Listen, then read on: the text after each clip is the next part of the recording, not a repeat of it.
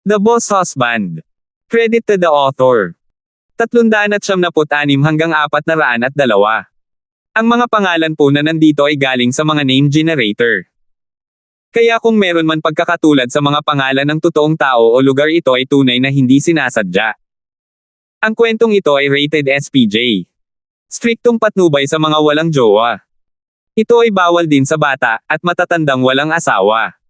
Ang malaking higang ni Roslyn ay natatakpan ng isang dark brown na bedsheet na may mala tsokolate na kumot na gawa sa seda na nakatabing sa ibabaw nito.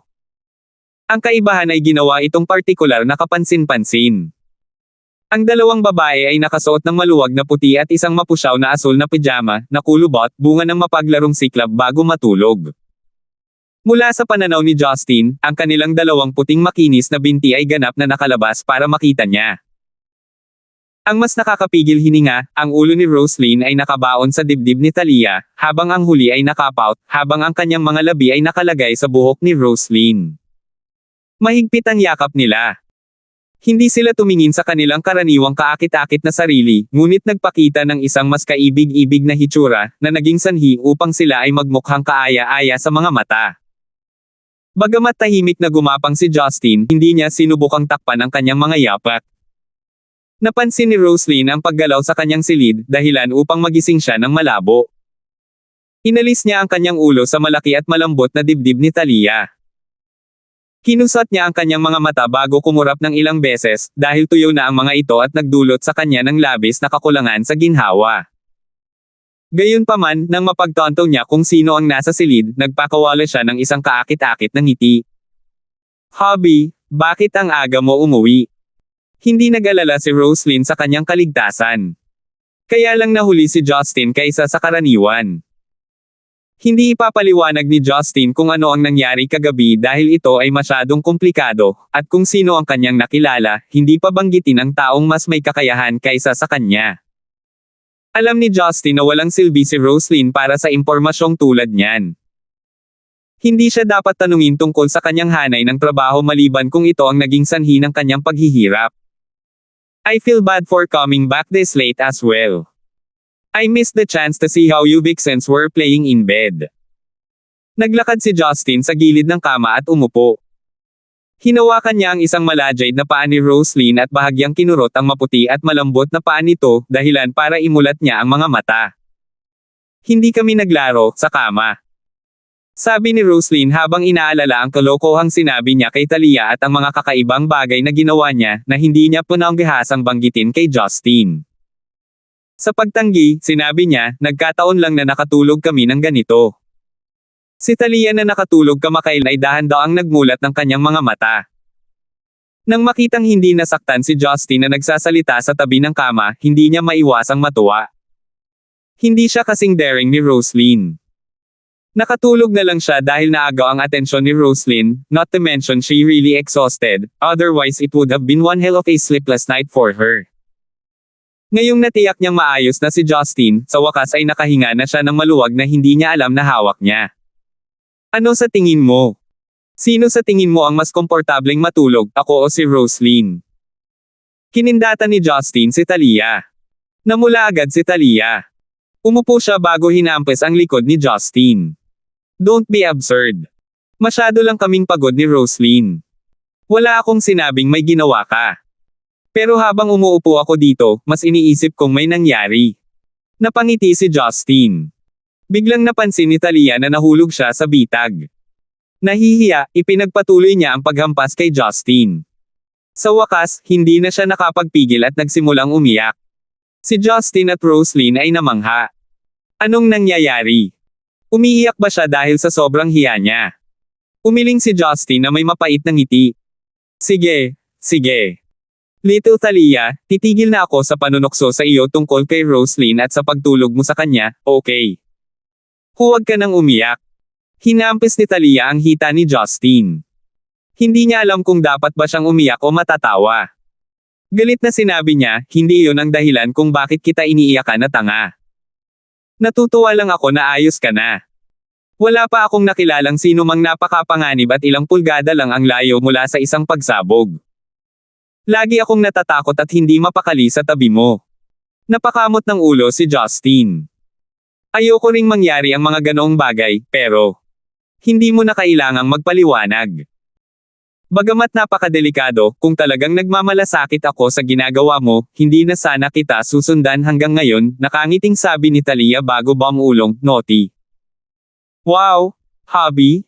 Tinawag mo si Sister Talia na Little Talia. Bakit hindi mo ako tinatawag ng ganyan? Biglang may naisip na tanong si Roslyn. Nalungkot si Justin. Magkaiba ang mga pangalan mo, hindi ba? Hindi iyon ang ibig kong sabihin. Iyon ang antas ng pagpapalagayang loob ang mahalaga. Hobby ang tawag ko sa iyo sa lahat ng oras, ayos lang kung hindi mo ako matatawag na katulad, ngunit, kahit papaano, tawagan mo ako sa parehong paraan ng iyong pakikipag-usap kay Elder Sister Talia. Tawagan mo ako. Ang isang bagay. Nagpout si Roslyn habang nakaramdam siya ng hiya, ngunit nakatingin pa rin kay Justin ng may mataas na inaasahan. Nag-isip sandali si Justin. So, ito ay Little Talia.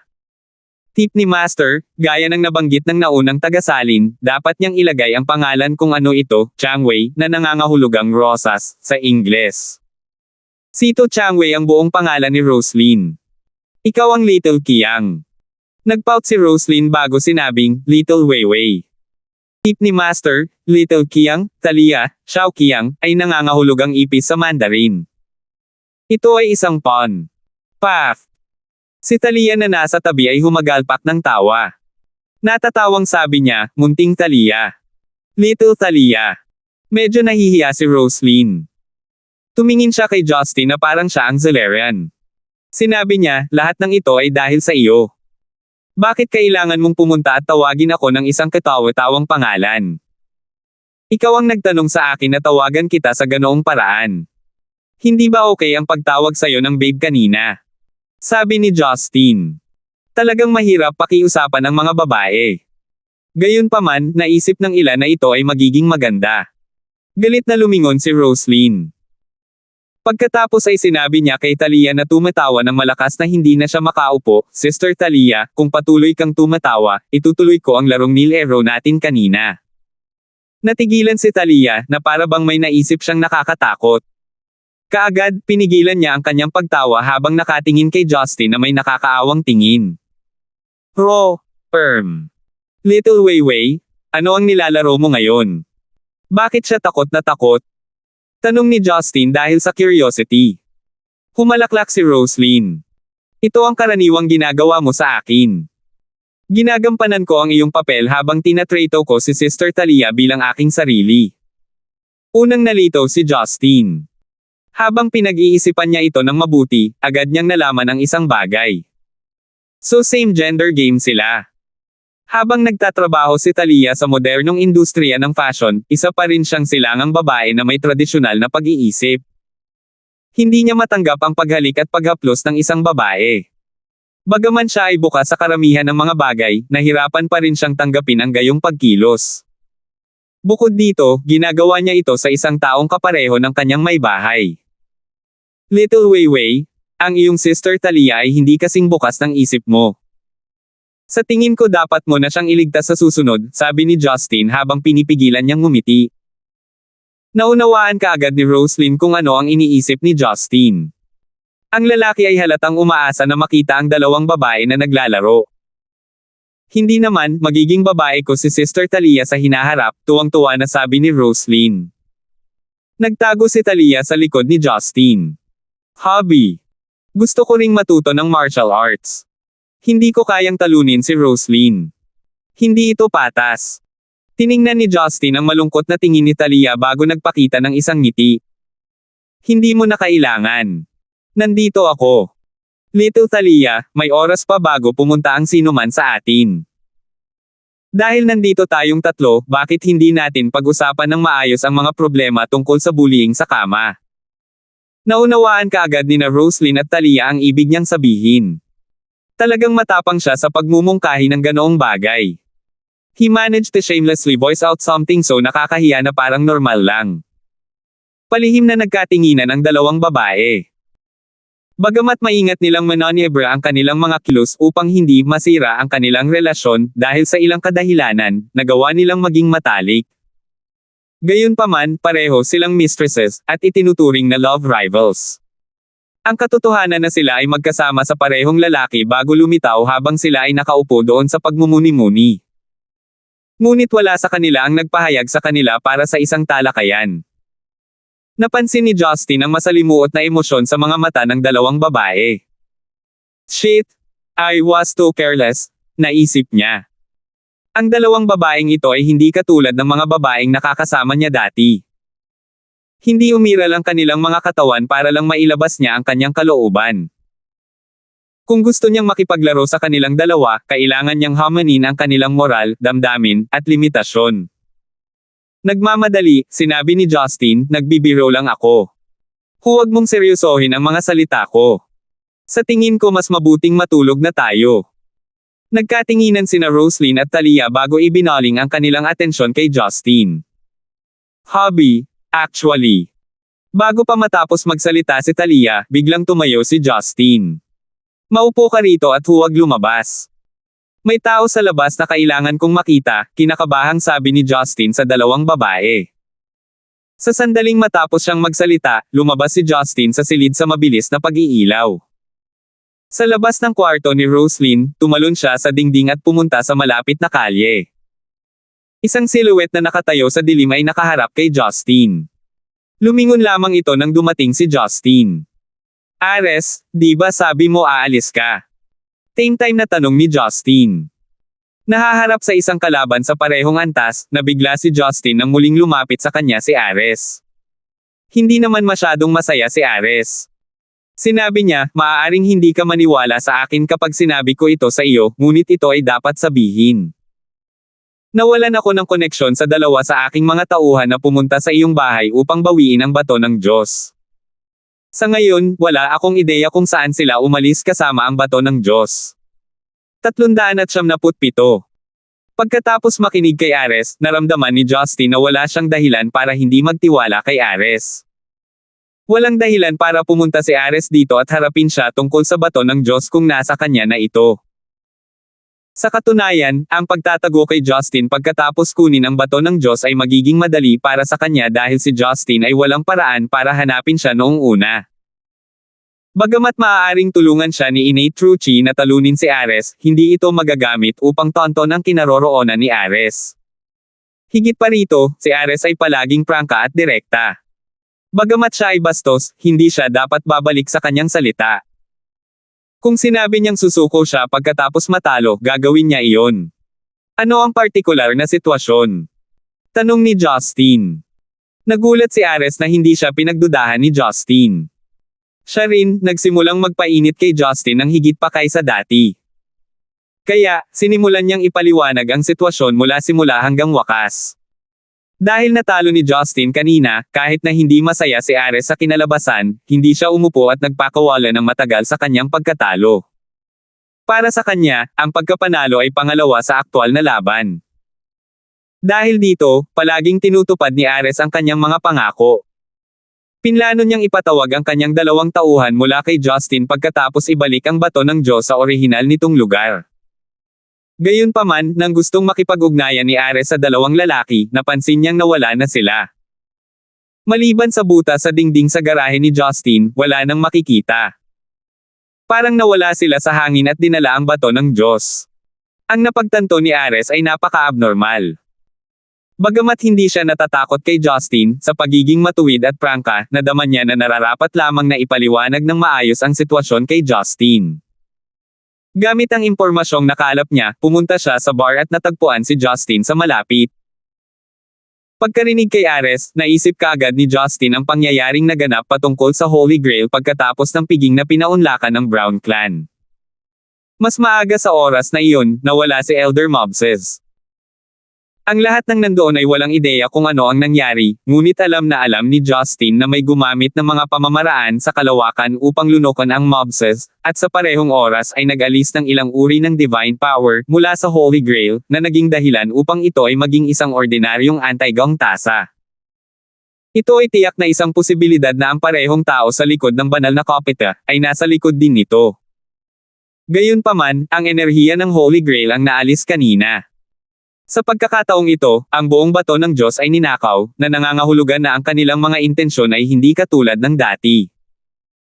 Nang makitang nag-iisip si Justin, sinabi ni Ares, kung alam mo kung sino ito, at kung kailangan mo ng tulong ko, handa akong tulungan kang makuha ang bato ng Diyos. Hindi na kailangan. Kung tama ang pagkakaalala ko, hindi ito mahahanap, sagot ni Justin. Kumunat ang noo ni Ares. Kung gayon, plano mo bang isuko ang bato ng Diyos? Isuko ko man o hindi, wala akong pagpipilian. Wala akong magagawa. Ang salarin ay may pagkaunawa sa mga pamamaraan ng kalawakan. Tulad ng hindi kita mahahanap, hindi natin siya mahahanap. Ngumiti ng mapait si Justin. Nagulat si Ares. Maya-maya'y naging mapurol ang kanyang ekspresyon. Sinong walang hiyang tao ang gumawa nito? Hindi isang taong kilala ko, sagot ni Justin, sa palagay ko ay hindi kabilang ang tao sa mga nagising. Matapos ipaliwanag ni Justin kay Ares ang insidente ng Holy Grail, sinabi ni Ares, maliban sa 12 Olympian na may kakayahang muling ipanganak, sinasabing lahat ng iba pang mga Diyos ay naalis na sa pag-iral. Gayunpaman, hindi ako magtataka kung ang ilang mga Diyos na nakaligtas dahil sa kanilang kamag-anak na lakas, ay gumagala pa rin sa mundong ito. Naiintindihan ko kung gusto nila ang bato ng Diyos, ngunit bakit gusto nila ang bato ng Diyos, ngunit bakit gusto nila ang bato ng Diyos? Umiling si Justin. Siya rin ay nagtataka kung bakit ang Holy Grail ay interesado rin sa tao. Ang tasa ay walang kabuluhan sa isang taong nakakaunawa sa mga pamamaraan ng kalawakan. Dahil iyon ang kaso, tutulungan kitang imbestigahan ang bagay na ito, sabi ni Ares. Talagang hindi ko hahayaang mamuhay ng comfortable ang sinumang naglalakas loob na bumangga sa akin. Hindi siya pipigilan ni Justin na gawin iyon. Ang isang dagdag na pares ng mga kamay ay hindi kailanman nasaktan. Matapos talagang umalis si Ares, umiling si Justin. Bagamat mahalaga ang bato ng Diyos, hindi ito sapat para mawala siya sa atensyon sa lahat ng bagay. Lalo na ngayong gabi, nang makilala niya si Xander na hindi niya nakitang malinaw, alam ni Justin na ang mga taong nakilala niya ay walang halaga kumpara sa engranding plano ng mga bagay-bagay. Pagkatapos bumalik sa silid ni Roslyn, si Justin ay pinagmasdan ng dalawang nag-aalalang babae. Maluwag na ngumiti si Justin. It's no big deal. May naghanap sa akin kaninang gabi. Nilabas ko lang siya saglit. Parehong alam ni na Roslyn at Talia na hindi gustong ipagtapat ni Justin ang katotohanan, ngunit hindi nila binalak na magtanong. Biglang sinabi ni Roslyn, Hubby, malapit na akong lumipat. Natigilan si Justin. Anong gumagalaw? Aalis ako sa lugar na ito. Gusto kong bumalik sa dati kong tahanan. Medyo mas malaki ang lugar doon, sabi ni Roslyn. Ang bahay na binanggit ni Roslyn ay kung tutuusin ang dating tinitirhan ni Martin Sito. Matapos ipadala sa ibang bansa si Martin, na ilipat ang bahay sa pangalan ni Roslyn, ngunit wala na siyang pakinabang dito at iniwan itong hindi nagalaw mula noon. Nag-isip sandali si Justin bago tumingin kay Talia na mukhang problemado. Bumalik siya kay Roslyn na nakangiti bago sinabing, ano yon? Naiisip mo bang mamuhay kasama si Talia? Tumango si Roslyn. Oo, hindi ba nawasak ang tahanan ni Sister Talia? Dahil wala akong planong manatili dito magpakailanman, at magiging masyadong malungkot kung mananatili akong mag-isa sa lumang bahay, naniniwala ako na kung mananatili si Sister Talia sa akin sa hinaharap. Magiging masaya kaming magkasama. Hindi tutol si Justin sa ideya. Para sa kanya, ililigtas niya ang kanyang oras at pagsisikap mula sa paglalakbay sa dalawang magkahiwalay na lugar sa hinaharap. Gayunpaman, sa paghusga sa personalidad ni Talia, magiging mahirap na kumbansihin siya na ang paglipat sa bahay ni Roslyn ay isang magandang hakbang. Tila napansin ni Roslyn ang pag-aalinlangan ni Talia. Nakangiting sinabi niya, Sister Talia, ikaw na ang mananagot sa pang-araw-araw na gastusin sa bahay sa hinaharap. Pretuhin mo ito bilang bayad sa upa mo. Sangayon ba iyon sa ngayon? Walang dahilan si Talia para tanggihan ang alok. Tumango siya bago nag-aatubili na tumingin kay Justin. Pinagpustahan ko ang makulat na lalaking ito ang higit na nakikinabang dito. Hindi masyadong masama ang pakiramdam ni Justin para malantad ang kanyang mga intensyon. Nakangiting sabi niya, makinig ka na lang kay Roslyn. Feeling ko magkakasundo kayong dalawa kung magsasama kayo. Babalik ako para may aasikasuhin pa ngayon. Magpahinga ka, medyo maaga pa ngayon. Nagulat si Natalia at Roslyn nang humiling si Justin na umalis. Akala nila ay walang kahihiyang gagawa si Justin ng ganoong uri ng kahilingan pagkatapos malaman na ang dalawa ay mananatiling magkasama sa hinaharap. Sa totoo lang, ayaw bitawan ni Justin ang dalawang puting kuneho na inihatid sa kanyang bibig. Gayunpaman, naramdaman niya ang pangangailangan na mag-imbestiga pa pagkatapos marinig ang sinabi sa kanya ni Ares. Kailangan niyang alamin kung may natitira pang mga palatandaan, o kung ang lugar ay naalis na.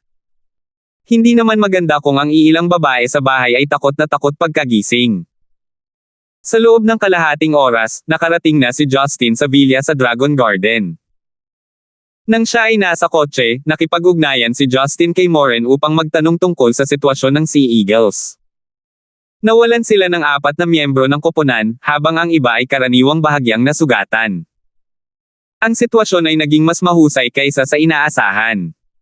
Pagkatapos ng lahat, ang mga kalaban na kanilang nakaharap ay mga biologically enhanced warriors na walang takot sa kamatayan. Nalinis na ang field sa labas ng villa. Dumating si Justin sa underground na garahe at ibinalik ang ledrilyo sa dingding. Ang lahat ay mukhang katulad ng dati. Gayunpaman, ang bato ng Diyos ay talagang nawala. Walang mga bakas na humantong sa kanya sa mga sospek. Bahagyang bumaantong hininga si Justin. Ang tanging magagawa niya ay tumawid sa tulay nang makarating siya dito. Kinaumagahan, bumaba si Justin mula sa ikalawang palapag habang binabalak niyang mag-almusal. Nakasuot ng pang-opisina, tumayo si Marian mula sa hapagkainan nang matapos siyang kumain. Tiningnan ni Justin ang maselang nakatali na tinapay ni Marian at ang kanyang parang iceberg, walang ekspresyon na mukha at naramdaman ang pagyanig ng kanyang puso. Kasabay nito, hindi niya maiwasang magtanong, Babe Marian, bakit ganito ang pananamit mo? Magtatrabaho ka ba? Hindi na siya pinansin ni Marian, na parang wala siyang narinig. Kinuha niya ang kanyang handbag sa sofa at nagplanong umalis. Sa sandaling ito, si Rebecca na may dalang mangkok ng lugaw ay lumabas mula sa kusina at sinabing, "Oh, sinabi ni Marian na bibili siya ng mga bagong damit para sa iyo, kaya kailangan niyang lumabas ngayon, tama ba ako, Marian?" Si Marian ay nakatayo sa may pintuan. Tumigil siya sa paggalaw nang magsalita si Rebecca. Makikita sa malamig niyang mukha na nahihirapan siya. Sa wakas, kinagat niya ang kanyang labi at tumalikod bago bumaantong hininga bilang pagkilala. Si Justin ay hindi isang tanga. Halatang ayaw ni Marian na manatili sa bahay, batay sa kanyang mga aksyon kanina. Napansin ni Rebecca ang awkwardness sa pagitan ng dalawa, at sadyang tinulungan si Justin palabas habang sinenyasan niya si Marian na huwag kumilos sa sobrang malamig na paraan. Bagamat nagpapasalamat si Justin sa tulong ni Rebecca, hindi niya maiwasang madama na medyo masyadong malupit ito sa panig ni Marian. Lumabas na ba sa bahay na ito ang karaniwang contradiction ng manugang at biyenan? Tip ni Master, sa mga pamilyang Zen icon, karaniwan na ang asawang babae ay hindi nakikisama sa ina ng kanyang asawa. Matapos mangako kay Rebecca, tahimik na lumabas ng bahay si Marian. Dahil sa personalidad niya, kahit na agrabyado siya, hindi niya ito ipapakita sa labas. Umupo si Justin at kumuha ng lugaw. Pagkatapos ng ilang sandali ng katahimikan, sinabi niya kay Rebecca na nagbabalat ng balat ng isang herbal na itlog para sa kanya, sa susunod. Huwag mo nang tretuhin si Marian ng ganito. Kasalanan ko ito. Hindi mali na magalit siya. Natigilan si Rebecca. Malungkot na sinabi niya, nalampasan ko ba ang linya? Alam kong hindi ako nagpakita ng magandang halimbawa. Sa inyo ni Marian, hindi ko ginampanan ang responsibilidad ng isang ina at biyenan. Hindi ko talaga sinasadya ang anumang mali. Ngunit hindi ko napigilan. Pakiramdam ko ay palaging ipinapakita sa iyo ni Marian ang isang hindi kasiya siyang silid sa pagtulog ng asawa. 6 na buwan na akong kasal. Say, alam kong mabait siyang anak, 2 araw na ang nakakaraan. Ibinato ni Justin ang isang komplikadong tingin kay Rebecca. Umiling siya at sinabing, hindi ako naghihirap. Medyo kakaiba ang sitwasyon namin. In short, Ipaubaya sa amin ang relasyon namin ang bahala. Pagkatapos niyang magsalita, tumayo si Justin at kumuha ng Amerikana habang plano niyang umalis. Nagulat si Rebecca. Justin, bakit lalabas ka rin? Hindi ka pa tapos ng almusal mo. Kailangan kong pumunta sa Yellow sandali. Hindi tayo maaaring magkaroon ng hindi kasiya siyang hapunan ng pamilya na tayong dalawa lang sa bagong taon. Nagkibit balikat si Justin. Kahit na kailangan kong tiisin ang panunumbat ng aking asawa, kailangan ko pa ring ibalik ang malamig na mukha na si Guanyan. Tip ni Master, ang Guanyan ay isang bodhisattva sa silangang Asya na nauugnay sa pakikiramay at iginagalang ng mga Budista ng Mahayana at mga tagasunod ng mga relihiyong katutubong Zen icon, na kilala rin bilang Goddess of Mercy, sa Ingles. 378. Sa sandaling nagmamaneho sa kalsada, napansin ni Justin na umilo ang ilaw ng gas indicator sa display ng kanyang BMW. Kaya, nagmaneho siya sa isang gasolinahan na hindi masyadong kalayuan sa kanyang kinaroroonan para magpagasolina. Habang nagbabayad siya, biglang napansin ni Justin ang perang ginagastos niya, ang kotseng minamaneho niya, at ang bahay na tinitirhan niya, lahat ay kay Marian. Noon, wala sa kanyang maikling listahan ng mga bagay na dapat gawin ang pagpapakasal sa babaeng ito.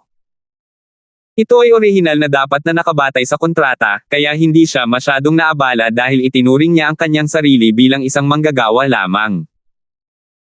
Gayunpaman, ngayong binalak niyang mamuhay sa natitirang bahagi ng kanyang mga araw kasama ang babaeng ito, hindi na siya magiging kapaki-pakinabang bilang asawa kung ang magagawa lang niya ay pabayaan ang kanyang asawa. Hindi dahil napahiya si Justin. Si Justin ay hindi natakot na makita bilang isang lalaking umaasa sa kanyang asawa. Makapal ang balat niya kaya simula pa lang ay hindi na siya nag-aalala sa mga ganyang bagay. Ngunit paano si Marian? Noon pa man ay umaasa siyang magagawa niya itong gumanap at ipagmalaki siya. Hindi ba niya napansin na naging disappointment siya nitong mga nakaraang araw? Bagamat huminto si Marian sa pangangasiwa sa kanya sa panahon ng trabaho dahil kamakailan niyang ibinunyag ang kanyang tunay na sarili, ang mga taong hindi alam ang impormasyong iyon ay titingnan sila sa negatibong pananaw. Nang napagtanto na siya ay inampon, sa lahat ng oras na ito, hindi alam ni Justin kung ano ang mararamdaman. Bagamat hindi siya naabala nito, hindi siya dapat umasa kay Marian para sa lahat ng ginamit at kailangan niya, hindi pa banggitin na palagi niya itong iniinis. Naawa talaga siya dito. Bakit hindi ko ito pag-usapan kay Ron para makakuha ng ilang disenteng bagay na ikalulugod ng aking asawa? Pinag-isipan ni Justin ang iba't ibang tanong habang nagmamaneho. Habang pinag-iisipan niya, mas nakita niyang walang kabuluhan ang mga material na bagay. Bagamat hindi si Marian ang pinakamayamang tao sa mundo, hindi mauubos ang kanyang kayamanan kahit na ang mga susunod na henerasyon ay hindi na magtrabaho at mabuhay lamang sa kanyang pera. Sa halip na bigyan siya ng kakaibang kayamanan na hindi gaanong nagagamit, mas gugustuhin niyang gumawa ng ilang bagay para mapasaya siya tulad ng pagpapatunay sa kanyang sarili sa mundo ng negosyo o pag-iwas sa paglagi sa labas ng bahay ng magdamag ng hindi tumatawag sa bahay. Magulo talaga ang isip ni Justin. Nakaramdam ng labis na pagkakasala, nagmaneho siya patungo sa punong tanggapan ng Yellow International. Dahil isang araw bago ang Zen Icon New Year, walang gaanong tao ang nagtatrabaho sa kumpanya. Dumating si Justin sa itaas na palapag ng gusali at hindi nakabangga ang sinumang kakilala niya sa daan. Boss Lysander, ako si Justin. Maaari mo bang buksan ang pinto? Nakangiting tanong ni Justin. Walang maririnig mula sa loob ng kwarto. Kumunat ang noo ni Justin. Habang inaabot niya ang kanyang braso para buksan ang pinto, may narinig siyang yabag mula sa likuran. Lumingon siya para tingnan. Isang lalaki at isang babae ang naglalakad papunta sa kanya habang masayang nagkukwentuhan. Ang babae ay ang assistant ni Marian na si Danica, ang airport. Sa tabi niya ay nakatayo ang isang magandang lalaki na ilang beses nang nakilala ni Justin, ngunit hindi niya maalala sa buong buhay niya kung sino siya. Tumingin siya sa paligid ng 35 years old. Mukha siyang matikas at maganda ang mukha niya. Walang tanong na ang mga tao ay nagustuhan siya sa kanilang mga unang impression. Tip ni Master, ang paliparan ay ginagamit upang ilarawan ang isang babaeng walang dibdib sa wikang Zen icon dahil patag ang isang runway.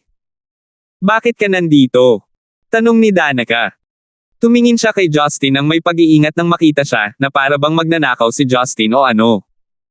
Nalungkot si Justin. Dahil nandito kayo, bakit hindi rin ako makakapunta dito? Humph! You look so sneaky. I thought you'd at least behave like someone holding a high position after Boss Lysander let you be the director of Yellow Entertainment. Bakit parang kasuklam-suklam ka pa ring member? Hindi nasisiyahang sabi ni Danica. Sino ang lalaking ito? Tinanong ng matikas na nasa katanghaliang gulang na lalaki si Danica pagkatapos natitigan si Justin dahil sa curiosity. Ang malalalaking babae na si Danica ay agad na namula na naging dahilan upang maging si Justin ay natulala. Ang taong ito ay ang direktor ng bagong kumpanya ng entertainment na si Justin. Hindi siya ang dapat mong kilalanin, malumanay na sagot ni Danica. Nagulat ang lalaki bago ngumiti kay Justin. Nice to meet you. Narinig ko na ang dalawang general sa tabi ni Boss Lysander, Department Head Morris at Director Gibson. Ilang beses ko nang nakilala si Department Head Morris, pero hindi pa ako nagkaroon ng pagkakataon na makita si Director Gibson. I guess I got lucky this time round. Nakipagkamay si Justin sa kanya habang bahagyang nakasimangot. Maraming kalokohan ang sinasabi mo. Sino ka ba? Humph! Napakawalang galang. Hindi nasiyahan, sumagot si Danica, ito ang bagong Vice President ng aming kumpanya na ipinadala ng Jade Clouds Corporation, Mr. Malcolm Lee. Hindi ba nabanggit ni Marian ang tungkol sa pagtanggap ng bagong Vice Presidente mula sa Jade Clouds Corporation kanina? Naniniwala ako na siya ay isang dalubhasa na namamahala sa merkado para sa bagong material. Hindi ko inaasahan na ganito siya kabata. Akala ko siya ay isang matandang lalaki na hindi bababa sa 50, naisip ni Justin. Naunawaan ni Justin ang sitwasyon habang tinitingnan niya si Danica na mukhang natutuwa bilang karagdagan sa magalang na Malcolm. Tinatamad siyang magpatuloy sa pagsasalita, at gusto niyang isipin ang sarili niyang negosyo kaya inabot niya muli ang kamay sa doorknob. Hoy, anong ginagawa mo? May pinayagan ka bang pumasok sa sarili mo? Mabilis na hamarang si Danica sa harap ni Justin na parang grieved na baka. Hinahanap ko si Boss Lysander. Wala ka man lang pakialam dito. Ngumisi si Justin. Nakakunot ang noo, sinabi ni Danica, pumunta si Boss Lysander sa Yukong Building para inspection. Pumunta ka doon kung gusto mo siyang hanapin. Ang opisina ng CEO ay hindi kung saan maaari kang pumasok sa iyong sariling gusto. Yukong Building. Nagulat si Justin. Alam niya na isa ito sa mga shopping mall na pagmamay-ari ng Yellow International, kaya ang pangalan nito ay Yukong dahil maraming imported na emerald na imported mula sa Myanmar ang ipapakita at ikalakal doon. Hindi ka naman nagsisinungaling di ba? Saka bakit kayo nandito? Nagdududang tanong ni Justin. Nanlaki ng husto ang mga mata ni Danica. Galit na galit niyang sinabi, anong dahilan kung bakit ako magsisinungaling sa iyo? Bagamat labis akong napupuot sa iyo, wala akong intensyon na magsinungaling sa iyo. Pumunta si Boss Lysander dito kanina para magtanong tungkol sa aming mga benta sa pagtatapos ng taon. Gusto niyang personal na bisitahin ang lugar. Mayroon bang kakaiba tungkol dito? Sinabi ni Malcolm na nasa tabi, tama. Hindi nagsisinungaling si Yoyer. Director Gibson, si Boss Lysander talaga ay nagpunta sa Yukong Building. Ngayon ko lang din siya nakilala. Malapit na ang peak season para sa mga benta ng mga kumpanya tulad ni Yellow at ng iba pa. Bilang isang responsableng leader, normal lang kay Boss Lysander na inspeksyonin ang lugar ng personal. Iniisip ni Justin kung dapat ba niyang tawagan si Marian. Gayunpaman, hindi niya alam kung ano ang sasabihin sa kanya kahit na ginawa niya iyon. Kaya naman, maingat niyang naramdaman ang paligid sa labas ng pinto. Nang matiyak niyang wala talagang tao sa opisina, sa wakas ay naniwala siya sa dalawa. Maya-maya, may naisip siyang iba. Tanong ni Justin, bakit kailangan ninyong pumasok? Hindi ba wala si Boss Lysander? Malamig na bamaantong hininga si Danica. Gusto ni Mr. Lee na suriin ang ilang mga ulat at nakatanggap siya ng pahintulot ni Boss Lysander. Hiniling niya sa akin dito na dalhin siya sa loob.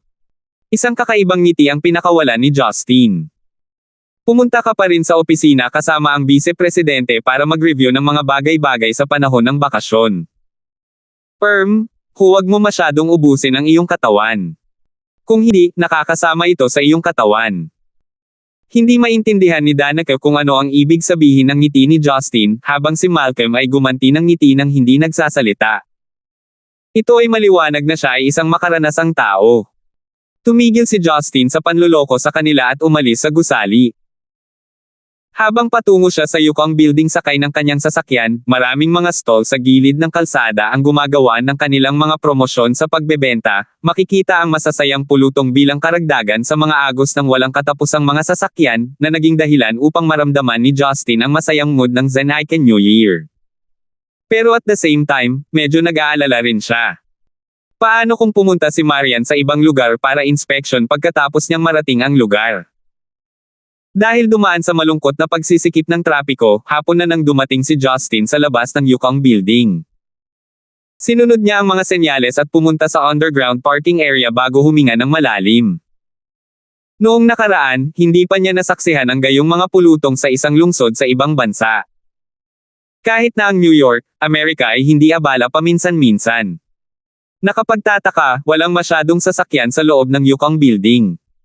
Kung tutuusin, limitado ang mga taong kayang bilhin ang mga bagay doon. Sa napakalaking parking area, mahigit 100 mag-agarang sasakyan ang makikita. Ipinarada ni Justin ang kanyang sasakyan at bumaba, at nakita niya ang isang pulang Bentley na nakaparada 2 puwang ang layo. Mukhang nandito pa siya. Sinulyapan ni Justin ang kanyang paligid bago tumungo sa ward ng elevator. Nagkataon namang may bumaba mula doon, at sino ang dapat magpakita kundi ang mismong taong hinahanap niya. Nakasuot ng kaparehong suot na pang-opisina gaya nitong umaga, ang orihinal na maayos na nakatali na buhok ni Marian ay bahagyang magulo, habang may pawis sa kanyang noo at ang kanyang mukha ay pinkish. Mukhang naubos niya ang lakas niya. Sa kanyang mga kamay, hawak niya ang 5 hanggang 6 na malalaking paper bag. Dapat ay napagod siya dahil sa paglalakad ng malayo habang karga-karga ang mga ito. Lumabas si Marian sa elevator habang gusto niyang tumuloy sa kanyang sasakyan. Gayunpaman, napansin niya si Justin na nakatayo sa tapat niya, nakatitig sa kanya habang humahajejek. Hindi maiwasan ni Justin na maramdaman na ito ay nakakatawa. Si Marian ay may hawak na damit ng mga lalaki mula sa Givenchy, Versace, at Burberry, na lahat ay pinahahalagahan ng mga ordinaryong tao, hindi katulad ni Marian na hawak ang mga ito na parang mga plastic bag na naglalaman ng mga pamilihan. Tanging ang mga taong tulad ni Marian ay tinatrato ang mga luxury item bilang napakahalagang bagay. Sa umaga, binanggit lamang ito ni Rebecca nang hindi sinasadya. Gayunpaman, talagang binilhan siya ni Marian ng mga bagong damit para sa bagong taon. Dahil dito ay naramdaman ni Justin na medyo naantig at mainit ang loob. Pagkatapos ay tiningnan niya ang pulbos na mukha ni Marian, at nakita siyang mas kaibig-ibig kaysa dati. Agad na napansin ni Marian ang isang bagay, at hinaila ang kanyang mga kamay sa kanyang likod. Gayunpaman, ang mga bagay sobrang laki. Walang paraan na maitago niya ang mga ito. Agad niyang ibinaba ang ulo sa kahihiyan bago nagmamadaling naglakad patungo sa kanyang sasakyan. Bakit kailangan mong magtago? Walang nakakahiya sa pagkuha sa akin ng bagong damit, nakangiting sabi ni Justin pagkatapos lumapit sa kanya. Nagdikit ang ngipin ni Marian. Tahimik, binuksan niya ang boot ng kanyang kotse at inilagay ang mga bag sa loob. Pumunta ako sa opisina para hanapin ka. Sinabi ni Danica na pumunta ka rito para mag-inspection. Hindi ko inaasahan na pumunta dito ang babe Marian ko para kunin ang damit ng asawa niya. Ay, akala ko galit ka kanina. Hindi ko akalain na makikinig ka sa biyenan mo. Good acts deserve rewards.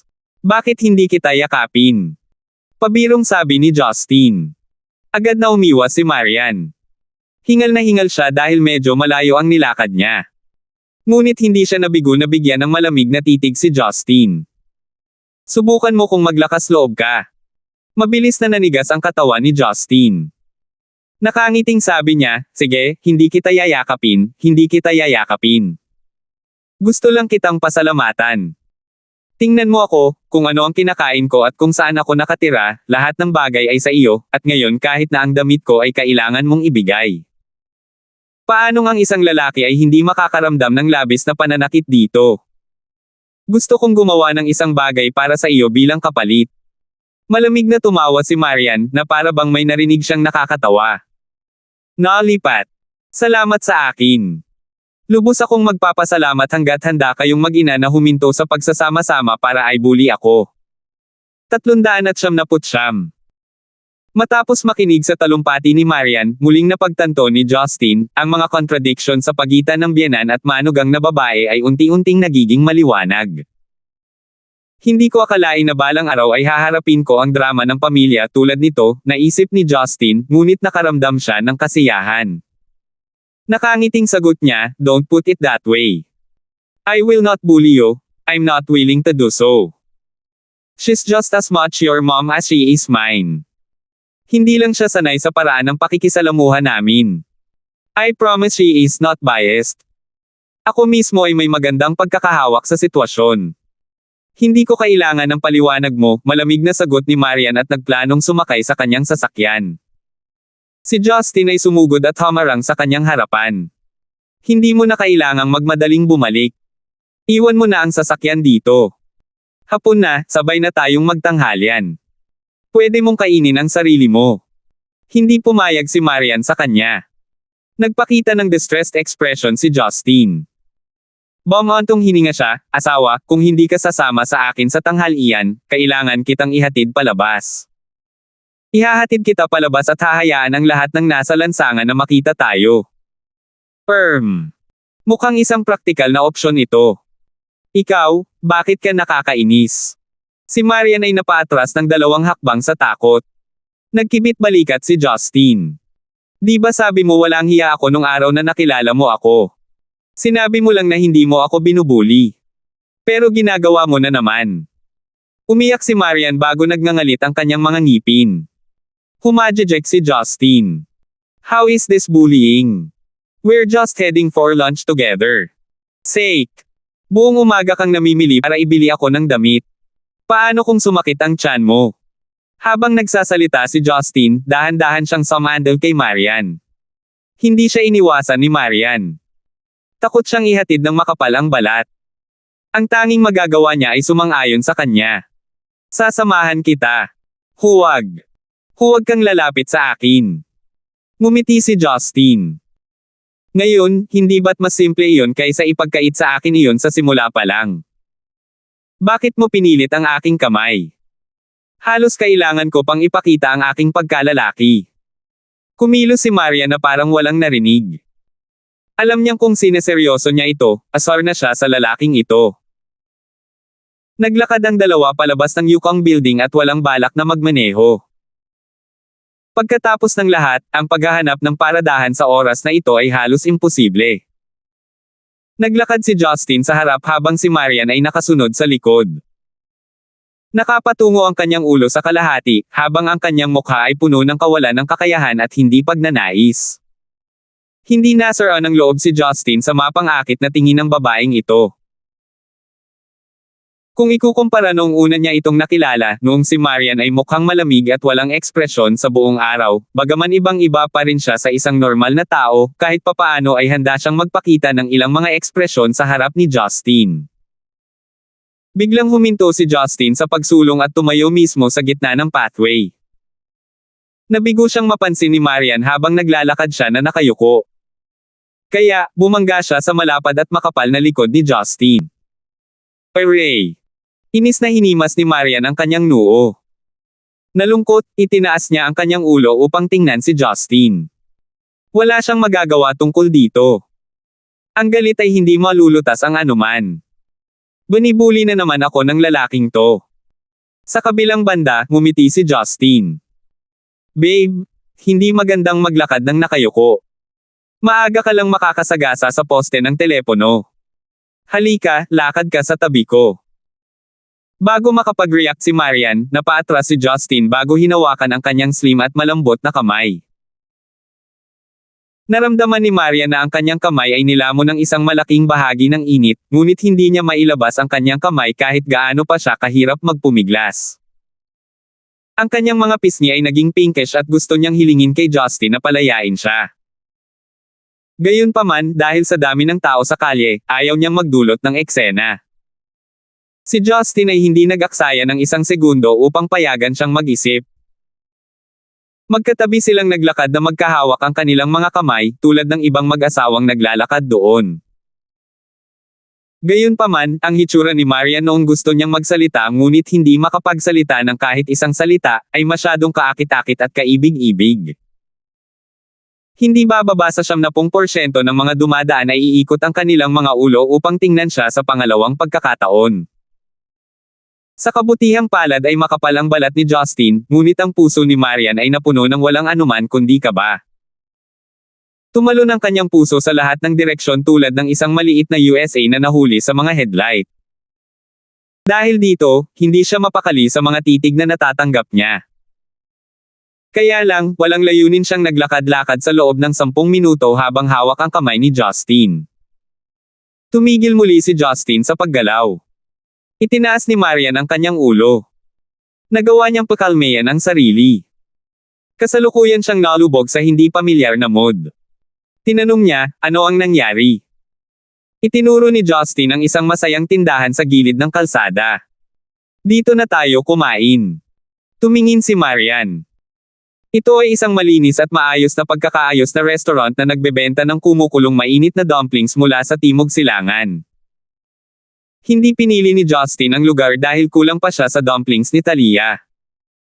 Ito ay dahil ang restaurant ay nagdaraos ng isang kawili-wiling kaganapan na umaakit ng maraming atensyon. Mabilis ding napansin ni Marian ang dahilan kung bakit napakaraming tao. Sa labas ng restaurant ay nakalatag ang isang malaking tabla na gawa sa kahoy na may banner sa gitna, na may mga salitang labis na nakasulat na Zeneca New Year Challenge of the King of Dumplings. Ang sinumang makakatapos ng 88 dumplings sa loob ng 10 minuto ay mapapawalang bisa ang kanilang bayad sa paglahok bilang karagdagan sa pagkuha ng nakareserbang mesa para sa isang dumpling feast at isang limitadong edisyon na dumpling doll na na-customize para sa iyo. Ang malaki at bilog na dumpling doll ay agad na nakakuha ng atensyon ng maraming babae. Ang sinumang nabigo sa hamon ay kailangang magbayad ng presyo ng 88 dumplings at umalis ng walang anuman. Ang mga kaganapang tulad ng isang ito ay palaging mukhang madali, ngunit talagang hindi kapani-pani walang pagbubuwis sa taong gumagawa ng trabaho. Ang lahat ng mga dumpling ay naglalaman ng mga palaman ng karne at malalaki. Ang isang malaking katawan na tao ay maaaring makakain ng 40 hanggang 50 sa kanila ng pinakamarami, pabayaan ang mga tao sa timog na ang katawan ay karaniwang maliit, na naging sanhi ng kanilang gana sa paghahambing, kaysa sa mga tao sa hilaga. Inaasahan ng isang tao na malalampasan nila ang hamon sa kalahating daan. Gayunpaman, ang isang hamon na nagbigay sa mga tao ng pagkakataong kumita ng libreng pagkain ay isa na tila tinatanggap ng mga tao. Bukod dito, ang presyo para sa 88 dumplings ay hindi masyadong mahal. Maraming tao ang magsisikap na kumpletuhin ang hamon. Dahil marami sa mga babae ang nahuhumaling sa kaibig-ibig na dumpling doll, medyo maraming lalaki ang nakibahagi sa kompetisyon habang sinubukan nilang manalo sa manika para iregalo sa kanilang kasintahan o asawa. Napakabilis, ang mga manunood ng kompetisyon ay higit na nalampasan ang mga aktwal na lumahok. Alam din ni Marian ang manika na nasa entablado. Siguradong bilog ito at cute. Marahas niyang itinaas ang kanyang ulo para tingnan si Justin ang may pananabik. Iniisip mo ba? Hehe. Asawa, hintayin mo ako. Ako ang mananalo sa premyo para sa iyo at aasikasuhin ang ating tanghalian ng magkasama, masayang sabi ni Justin. Mabilis na umiling si Marian. Baliw ka ba? Kahit sino ay magdurusa sa pagkain ng 88 dumplings. Kaya ko ito. Kahit na mas maliit ako kaysa sa malalaking tao dito, makakakain ako ng 100 sa kanila ng walang issue, sabi ni Justin. Gusto siyang pigilan ni Marian, ngunit hinaila siya ni Justin sa counter at sinabi sa empleyado, gusto kong mag-sign up. Ano ang dapat kong gawin? Ang manggagawa ay isang binata na ang mukha ay mamantika. Akala niya si Justin ay isang migranteng manggagawa mula sa kanyang unang impresyon. Gayunpaman, hindi nagtagal ay napansin niya na hawak ni Justin ang kamay ng isang napakagandang dilag at nakaramdam siya ng matinding inggit. Pinilit niyang ngumiti at sinabing, "Sir, kailangan mong ipakita ang iyong identity card at pumirma sa isang kontrata na nagsasaad na ang restaurant ay hindi mananagot sa anumang hindi magandang pangyayari sakaling mangyari ang mga ito, pagkatapos ay papayagan kang makilahok sa aming kaganapan." Inilabas ni Justin ang kanyang card ng pagkakakilanlan at pinirmahan ang papel ng walang pag-aalinlangan bago naglakad patungo sa pangunahing lugar at buong pagmamalaki na umupo. Ang magagawa lang ni Marian ay sundan siya sa likod. Nakatanggap siya ng hindi mabilang na mga tingin na naging sanhi ng kanyang discomfort. Pero umarte siya na parang wala siyang nakita. "Stupid Justin, anong uri ng idiotic na ideya ito? Bakit kailangan mong mag-sign up dahil libre ito? It's not like we can't pay for our meal," saway ni Marian sa isip niya. Sinimulan ng server na ihain kay Justin ang unang mangkok ng dumplings. Ang malaking mangkok ay naglalaman ng 22 dumplings. Marami sa mga babaeng customer ang nabusog sa pamamagitan lamang ng pagtingin dito. Nang walang sinasabi, itinaas ni Justin ang chopsticks at kinurot ang isang dumpling. Tinatimad pa siyang isawsaw ito sa suka. Inilagay niya ang dumpling sa kanyang bibig. Nakakunot ang noo, si Marian na nakatayo sa likuran niya ay nagsabi, "Kumain ito ng mas mabagal, huwag mong sukal ang iyong sarili. Isawsaw ito sa suka, o magka-problema ka sa pagtunaw nito mamaya." Bakit hindi mo ito kagatin bago lunukan? Habang ngumunguya si Justin, mamulong siya, "Bakit lahat ng ito ay puno ng baboy at repolyo? Bigyan mo ako ng sibuyas at celery stuffing." Ang mga salita ni Justin ay nagpatawa sa mga tao. Kakaibang ngiti din ang pinakawala ng waitress. "Pasensya na po sir, pork and Zenaiken cabbage stuffing ang standard namin sa dumpling sa competition na ito." Walang ibang masabi si Marian. Ang taong ito ay nagrereklamo tungkol sa pagpupuno. Natapos lang niya ang kalahati ng unang mangkok, naisip niya. Hindi nagtagal, nilamon ni Justin ang unang mangkok. May natitira pa siyang 8 minuto. Ang waitress ay naghain ng isa pang mangkok ng 22 dumplings. Ipinagpatuloy ni Justin ang paglunok ng mga dumpling ng sunod-sunod ng walang tigil. Nawala ng gana si Marian sa pamamagitan lamang ng pagtingin sa kanya na kumakain. Huwag mong pilitin ang sarili mo kung hindi mo kayang tapusin ang mga ito. Ikinaway ni Justin ang kanyang kamay na nagpapahiwatig na kaya niya ito. Natapos niya ang pangalawang mangkok ng mas mabilis kaysa sa una. 1.5 minuto lang ang inabot niya sa pagkakataong ito.